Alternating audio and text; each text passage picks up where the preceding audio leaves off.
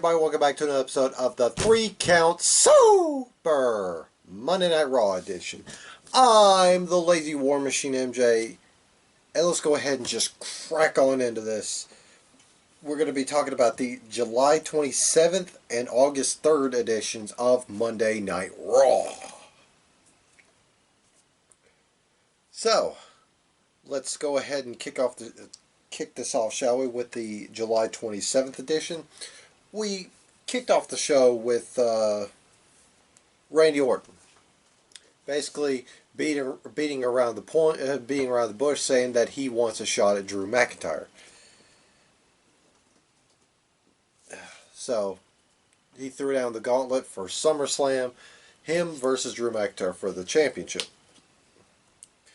Next, we had a promo from Nia Jax, which I couldn't keep up with it because she was boring the hell out of me. It was basically the same point Randy Orton was making, how she's gunning for the Raw Women's Championship. And, yeah, she was airing her grievances about how every title match she had been wonky. And then she got her title match overlooked. Her fair title shot overlooked. And then Shayna Baszler came out and they had a scrap. And, yeah, the referees did their best to hold both these ladies at bay. Next, we had a triple threat tag team match where the winner got to face the Street Profits at SummerSlam for the tag team championships. It was the Viking Raiders versus Cedric and Ricochet versus Andrade and Angel Garza. This was a fun enough match, but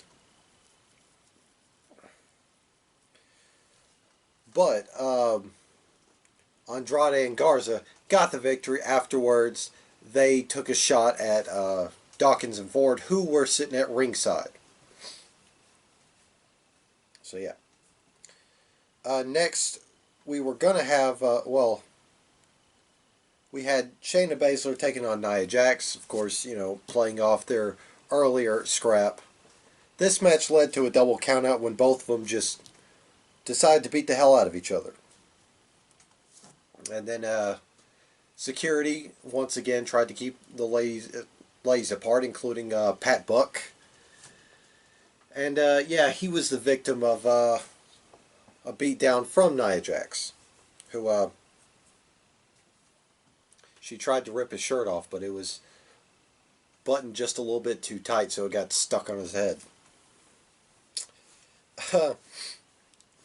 Next,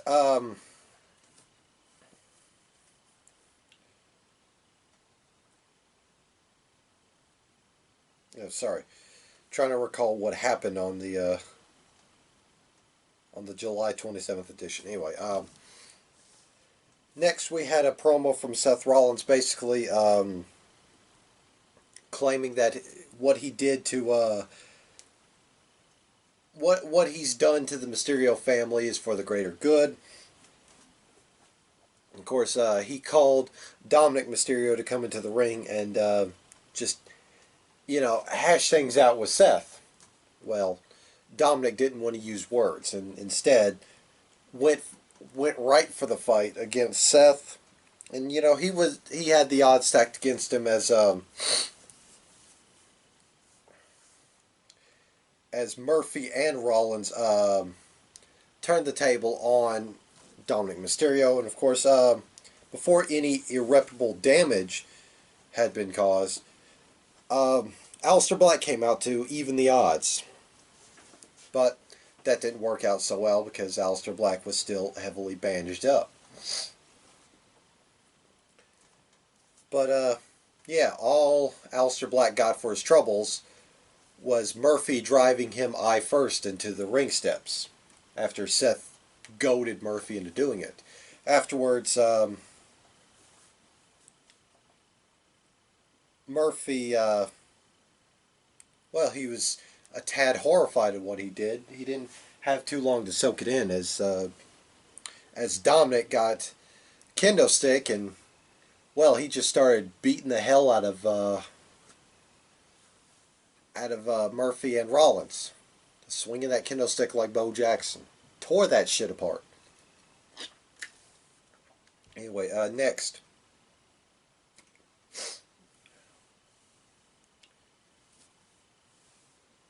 we had the VIP lounge where MVP tried to make the hard sell to get Mustafa Ali to join the Hurt Business.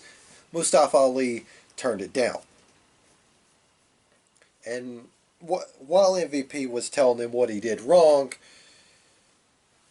R-Truth crashed the set trying to get his 24/7 championship back from Shelton Benjamin to no avail. And then next we had Bobby Lashley versus Mustafa Ali, but didn't really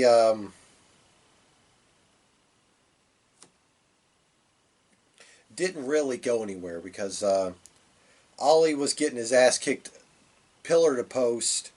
Tozawa and his ninjas tried to distract the Hurt Business in an attempt to take back the 24/7 championship. But not only did the Hurt Business polish off the ninjas, Bobby Lashley beat Mustafa Ali with full Nelson. So yeah. Next, we had the rematch between Sasha Banks and Asuka for the Raw Women's Championship. Of course, Stephanie McMahon laid the match down the week prior and said that the title will change hands if there is any interference, including Bayley. Yeah, this was a damn good match. The finish came, well, the match started off before the bell. Of course, Sasha was flanked by Bayley, and Asuka was flanked by Kairi Sane. Kairi chased Bayley all the way to the back, leaving just the one-on-one encounter between Banks and Asuka. This was a hard-hitting match. These two ladies kicked the absolute shit out of each other. And when Asuka was on the cusp of victory, camera footage played in the back.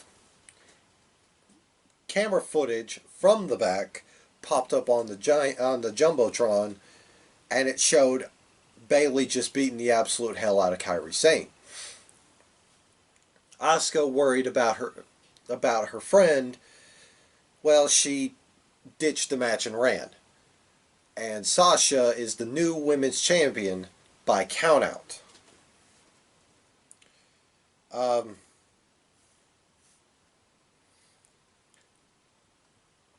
Yeah, we moved a little bit of ways from this as Murphy took on Humberto Carrillo.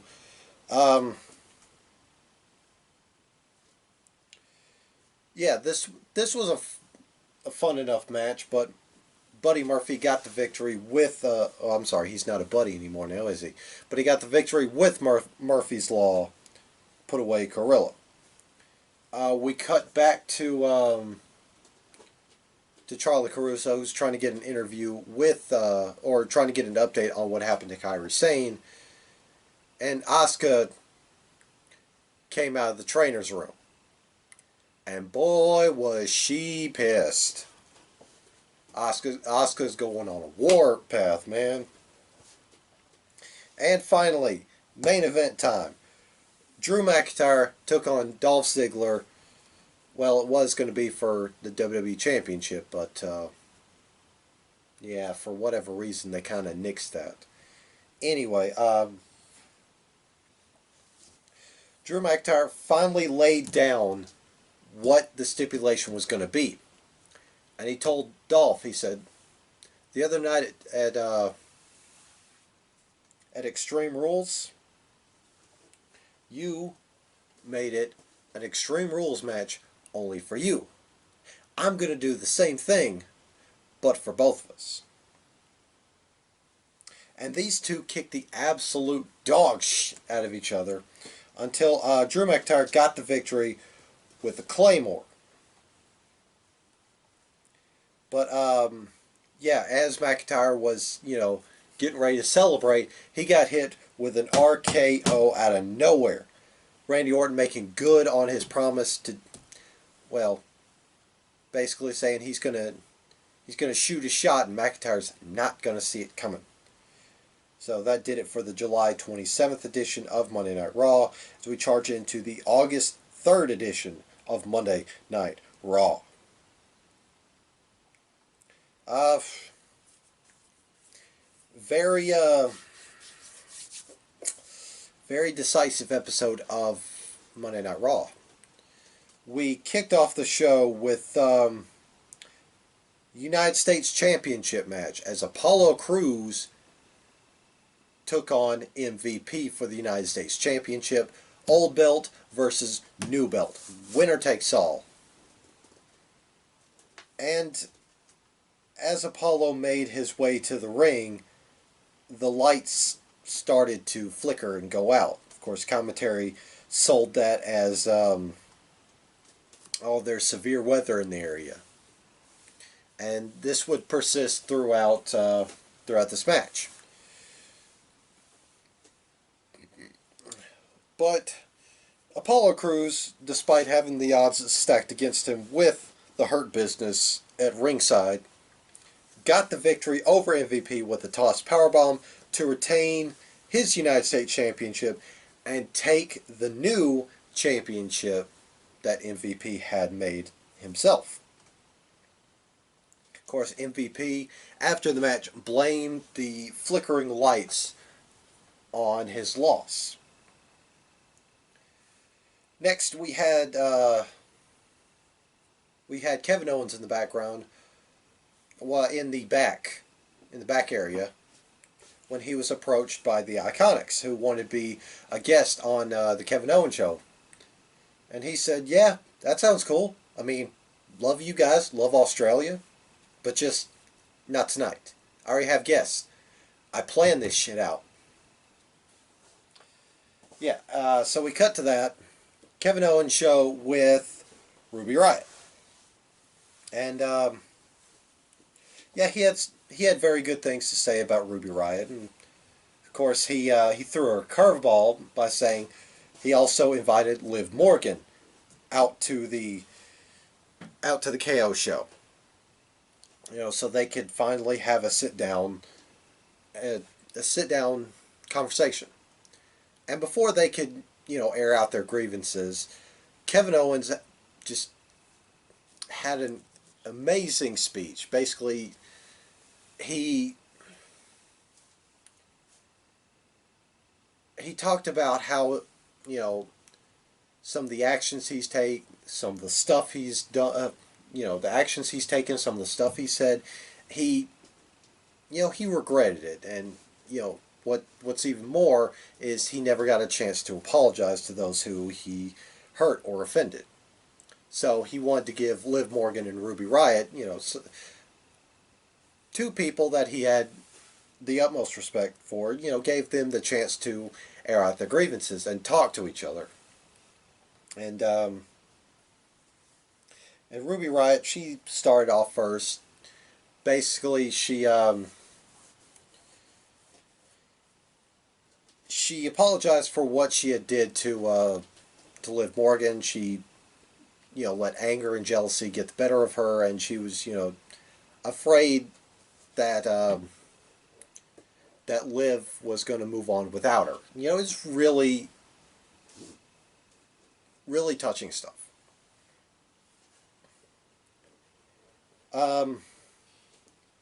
Before the two of them could reconcile, the Iconics made their presence, and they were griping about not being on the KO show. I should also mention during the segment, the microphones kept cutting in and out, leading to everybody having to repeat lines. Anyway,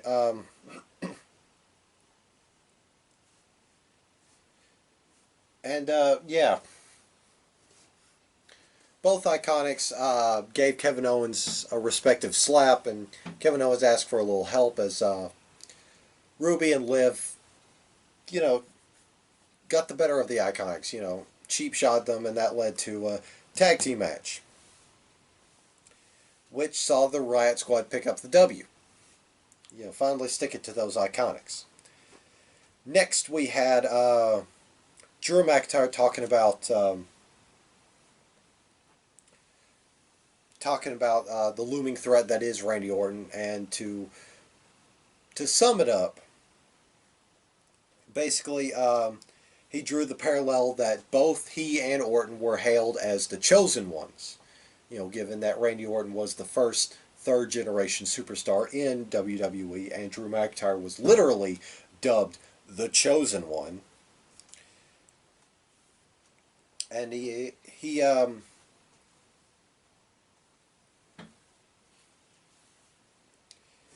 accused Orton of having everything handed to him, including, you know, all the people who had to clean up his literal crap. You know, you know how those things go. And Orton, of course, came out and basically dared Drew McIntyre to say something original, say something he hadn't heard before. And Drew McIntyre responded by calling Randy Orton a failure as a locker room leader and vowing to end Orton's reign of terror at SummerSlam. But unlike the RKO, Orton's going to see it coming. Next, we had, well, what was supposed to be an apology from Nia Jax. Of course, Pat Buck was in the ring for whatever reason. But Nia Jax then started belittling and berating people, including Pat Buck, who she called him short, even though he's like an inch or two shorter than she is. Anyway, uh, and of course, Pat Buck said, "Well, if you're not going to apologize, there's going to be actions, and she's going to be indefinitely suspended without pay." Of course, Nia Jax, just absolutely furious about this. Well, she headbutted Pat Buck and left. Next, we had a triple threat match for the 24/7 championship. Um,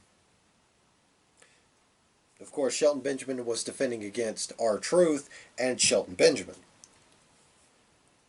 Of course, before the match, R-Truth physically stole the 24/7 championship from Shelton Benjamin's grasp, and that led to this match.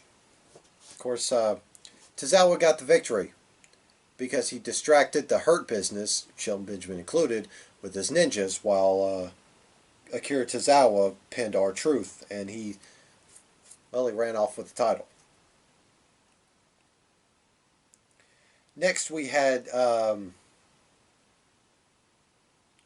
we had a backstage interview with Sasha and Bayley. Of course, they were doing their usual business when Shayna Baszler just strolled up in there. Basically, she said, "Everybody has had their fun. Now it's time for me to have my fun." And before Sasha could say anything, Shayna just clocked her with a beautiful sucker punch, and that led to this match, which ended in a no contest because, and I cannot make this up, I wish I could, because Asuka came out and beat down Bayley at ringside. The referee ruled it a no contest. For whatever godly reason.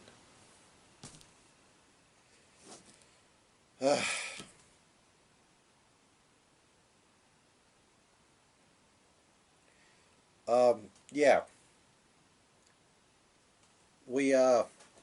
We come back from commercial, and Shayna and Asuka still have the ring. Asuka lays down the gauntlet, saying she's challenging Sasha to a match at SummerSlam. And of course, Shayna's like, "I'm rooting for you. I'm rooting for you to beat the hell out of Sasha because I want to kick your ass." Which, in my opinion, Asuka and Shayna, that's a money feud right there. That's money.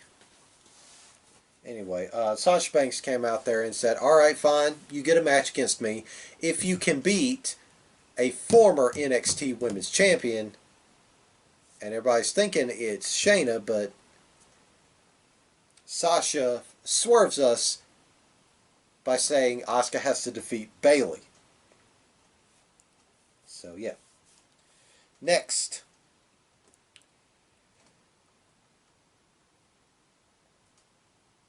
Next, we had the latest addition to Monday Night Raw, the brainchild of one Shane McMahon, Raw Underground. Let's talk about this ish right here. So Shane McMahon decreed that the third hour of Monday Night Raw, aka the 9 o'clock to 10 o'clock if you live on the East Coast, or if you live in Central Time like I do, the third hour of Monday Night Raw will have matches from Raw Underground, which basically, well, the rules of Raw Underground is pretty much vague because there's no ropes on the ring. There's a referee, but Shane McMahon kept saying when the match ended. So yeah, somebody finally got around to watching Fight Club and decided, hey, this is a good idea, let's do that.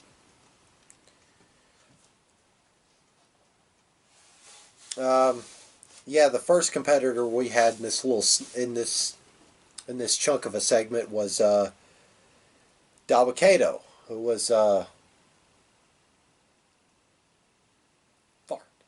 forget the guy's name, but he was like the stupid tall dude who they brought into the greatest Royal Rumble,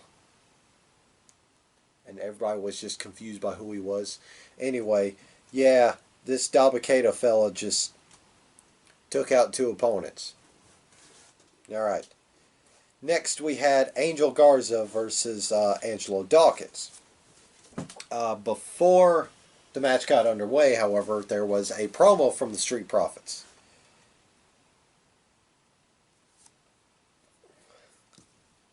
Yeah, they go through their usual canter, including yelling, "We want the smoke."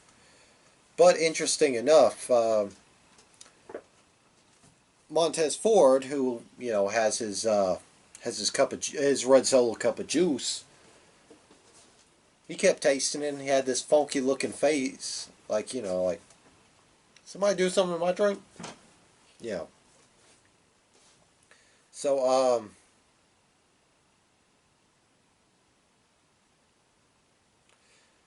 this match was decent.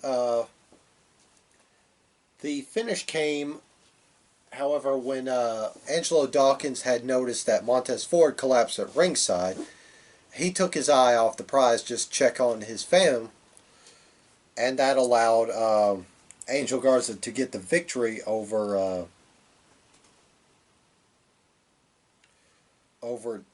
Dawkins. After the match, Dawkins was checking on Ford. Ford was signaling he's okay to go. Of course, commentary made mention that Montez Ford was never cleared by a medical official. So Ford has this match. He's out of sorts. He has these bursts. The finish came when Ford hit that top rope tope to the outside where he lands on his feet. He gets back in the ring and he starts shaking the ropes like Warrior does, except for Ford collapsed. The referee ruled this a no contest because Montez Ford wasn't too responsive. So we cut to commercial, come back outside the trainer's room where Zelina Vega and her crew are outside, basically rubbing their victory in the face of the Profits. Out of the trainer's room comes Angelo Dawkins and Bianca Belair, who is Montez Ford's legit wifey.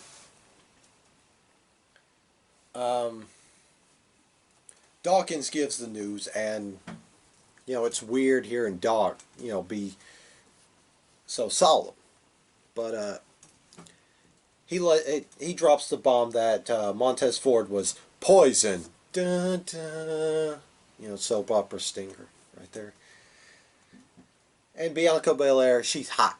She's she's angry because she knows Zelina Vega had something to do with this, and she said, "You better tell me the truth right now before I hurt something more than your little feelings." And while Zelina Vega was trying to convey her innocence, Bianca Belair was taking out the earrings. And before Zelina Vega could finish, well, Bianca Belair just attacked her. Um, yeah. Next, we had another snippet from Raw Underground, where this time the spotlight was on Eric of the Viking Raiders.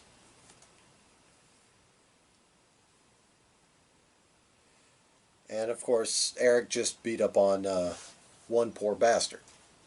That was it. That was the whole segment. Next, we had exclusive footage of what happened with the lights. And, oh God.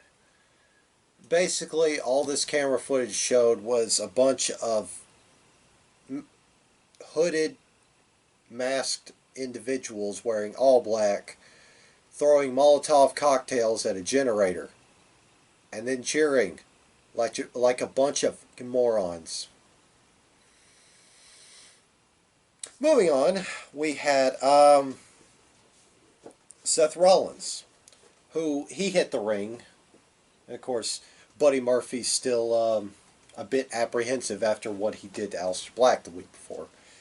Anyway, Seth Rollins took to the ring to fix an issue, and that issue being Tom Phillips on commentary.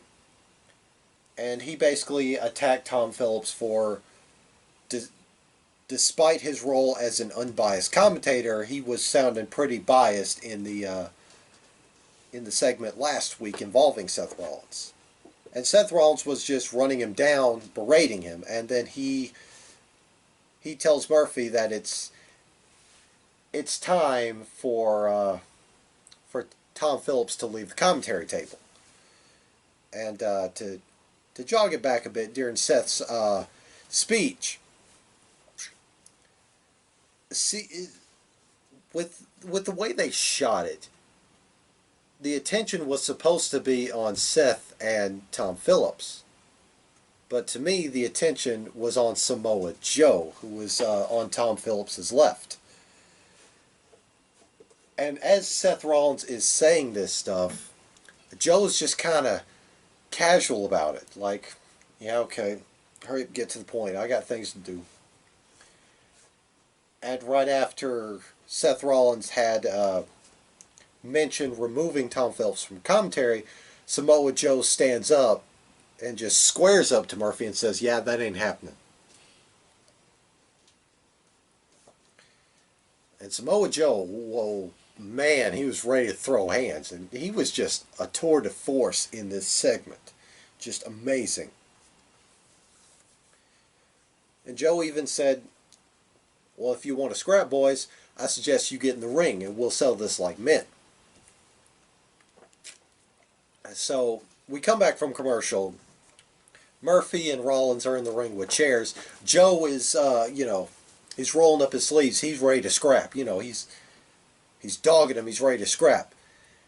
And then absolutely out of nowhere, Dominic Mysterio comes into the ring with kendo stick, laying in to Rollins and Murphy, forcing them to retreat, and Samoa Joe just hollering at the top of his lungs, calling the action.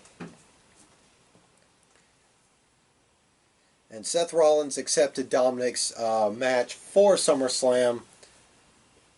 And, yeah. After this, we had well, Tom Phillips, who is quite shaken with what happened, with what just transpired. Of course, Samoa Joe saying, I may be a lot of things, but I'm going to stand up for my coworkers. And he kind of does a casual little fist bump with Tom Phillips, letting him know everything's kosher. And we move on to the final Raw Underground segment of the night, involving the Hurt Business. Now, earlier, Charlie Caruso interviewed the Hurt Business. Of course, they were decked out in these nice-looking suits. Once again, MVP is singing the blues on what transpired with his defeat at the hands of Apollo Crews. And Charlie lets it slip that Raw Underground is a place where the underground fighting is. Suddenly MVP changes his tune, and him and the Hurt Business boys mosey on down to Raw Underground. They go into Raw Underground.